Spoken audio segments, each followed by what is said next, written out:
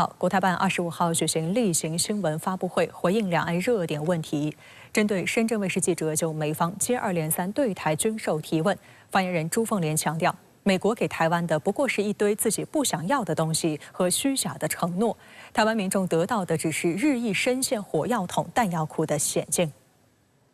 赖清德日前出席民进党活动时大放厥词，妄称要坚持两岸所谓互不隶属，并宣称将继续强化军事力量。国台办发言人朱凤莲在25号的例行记者会上对其谬论进行驳斥，直指赖清德言论再次暴露其顽固坚持台独立场、实施台独分裂、不断进行挑衅对抗的恶劣本性。尽管海峡两岸尚未完全统一，但中国的主权和领土从未分割，也绝不允许分割。台湾是中国一部分的地位从未改变，也绝不允许改变。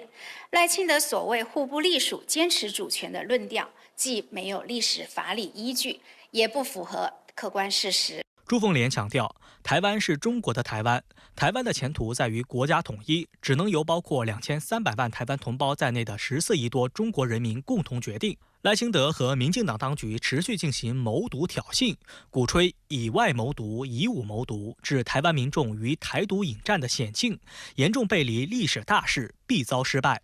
面对民进党当局谋独挑衅，大陆依法惩毒更加精准。近日，国家安全机关在官微发布起底台独网军匿名者64文章，揭露该黑客组织的真实背景是台湾资通电军下属的网络战联队网络环境研习中心。台湾资通电军是台当局对大陆实施网络作战的主力，一度被称为台军第4军种。成立以来，一直对大陆大肆开展各类网络渗透破坏活动，是危害网络空间安全的毒瘤。一方面，以大陆国防军工、航空航天、能源基建等领域为重点，搜寻目标，定向实施网络攻击，妄图窃取敏感数据资料，为台当局搜集情报；另一方面，频繁扭曲网络舆论，雇佣水军，借机生事，放大矛盾，挑唆对立，从中渔利。值得注意的是，这篇文章首次公开了参与网络攻击活动的3名台湾资通电军现役人员的姓名与照片，他们已被国家安全机关依法立案侦查，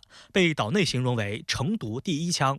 台湾联合报的报道认为，这是大陆6月21号公布关于依法惩治台独顽固分子分裂国家、煽动分裂国家犯罪的意见后，首批被大陆依据该意见立案侦查的台湾民众。根据惩毒意见，若被大陆认定为对国家和人民危害特别严重、情节特别恶劣的，最高可判处死刑。大陆法院可缺席审判台独顽固分子分裂国家、煽动分裂国家犯罪案件。朱凤莲表示，面对台独分裂势力的嚣张气焰，国家安全机关忠诚履行使命，坚决予以反制，有力维护了国家安全和台海稳定，是依法惩毒的正义之举。赖清德当局口口声声说希望两岸和平发展，背地里却指使操纵台情报机构，对大陆实施网络攻击破坏，颠倒黑白，散布谣言，大肆的诋毁大陆的政治制度和方针政策，一味挑唆两岸对立对抗，唯恐天下不乱。这充分暴露了其打着和平的幌子，阻挠破坏两岸关系，谋求台独分裂的虚伪嘴脸和阴险本质。国家安全机关近期起底台独网军一事，成为今天发布会的热点之一。两岸媒体记者皆有提问。国台办发言人朱凤莲在应询时，揭批了民进党当局一味挑唆两岸对立对抗的虚伪嘴脸。发言人还2次强调，国家安全机关予以反制，是依法惩毒的正义之举。在回答深圳卫视关于美方接二连三对台军售的提问时，发言人以火药桶、弹药库2个词语，形象地表述了美国妄图以武助独，台当局幻想以武谋独将面临的严峻后果。继美国国务院本月中旬宣布一项总价值达2.28亿美元的对台军售案之后，美国政府近日正酝酿向台湾提供新一笔军事援助，总额达5.67亿美元。我们坚决反对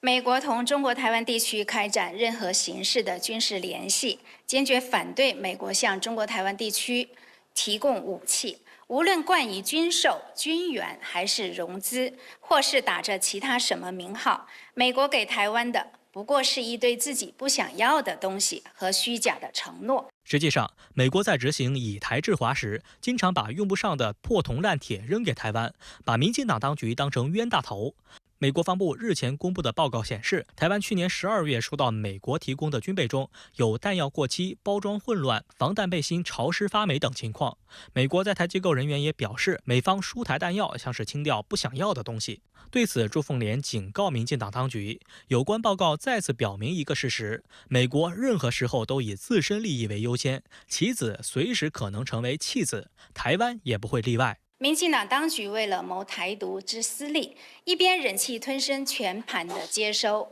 美国清理的破铜烂铁，一边继续的甘当美国的提款机，大肆挥霍台湾民众的血汗钱。这不仅换不来台湾民众的安全，更会把台湾民众推向战争的险境。拜登政府正式进入下台倒计时，美国军售却异常活跃。但目前，美国积欠台湾的军火价值已达205亿美元。美国外交政策形容，美国在供应武器上的克制，让台湾陷入进退两难的防务困境。台空军前副司令张延廷就总结称，美国对台军售出现了3个现象：最新的不卖，已经付钱的就拖，给的是过期存货。据透露，去年美国军援台湾的3.45亿美元库存物品，夹杂既贵又烂，台湾还不需要的处理货，导致台当局不得不再花73万美元处理，遭到岛内舆论怒轰。事实上，在行要我们替他做销毁武器之时，销毁的费用都要我们台湾来负担。捡的破烂你还可以去卖钱，我觉得台湾连捡破烂都称不上。据国防部消息，9月25号8时44分，中国人民解放军火箭军向太平洋相关公海海域成功发射一发卸载训练模拟弹头的洲际弹道导弹，准确落入预定海域。此次导弹发射是年度军事训练例行性安排，符合国际法和国际惯例，不针对任何特定国家和目标。国防部发言人莱德23号表示，美国正在向中东增派部队，但他没有介绍具体计划。据悉，目前美国在该地区约有4万名士兵。同一天，美国海军杜鲁门号航母2艘驱逐舰和1艘巡洋舰从美国弗吉尼亚州诺福克军港起航，前往地中海海域，准备加入美国海军第6舰队。据了解，杜鲁门号将于大约2周后驶入地中海海域。值得一提的是，美国海军林肯号航母作战群正在波斯湾部署。舆论猜测，美国有可能将杜鲁门号和林肯号同时部署在中东地区。自去年10月新一轮巴以冲突爆发以来，中东地区一直有美国航母存在，并且有时会有2艘航母同时部署。就在上个月，美国还在中东地区部署林肯号和罗斯福号2个航母打击群，直到本月12号，罗斯福号才驶离中东海域。就在美国计划向中东增兵之际，美国官员24号透露，在中东作业的美国海军补给舰大霍恩号在海上严重受损，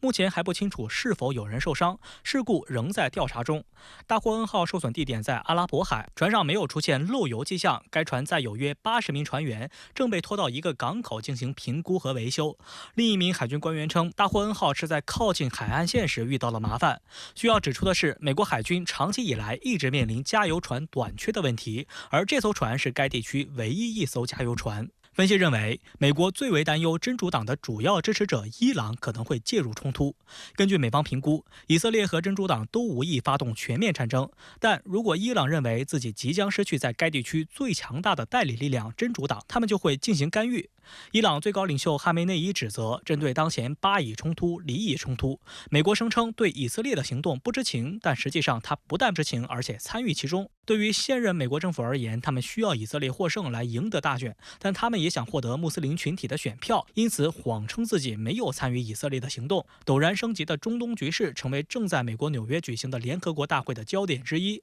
多国领导人在一般性辩论的讲话中呼吁以色列停止暴力，不要让黎巴嫩成为下一个加沙。 Look no further than Lebanon. We should all be alarmed by the escalation. Lebanon is at the brink.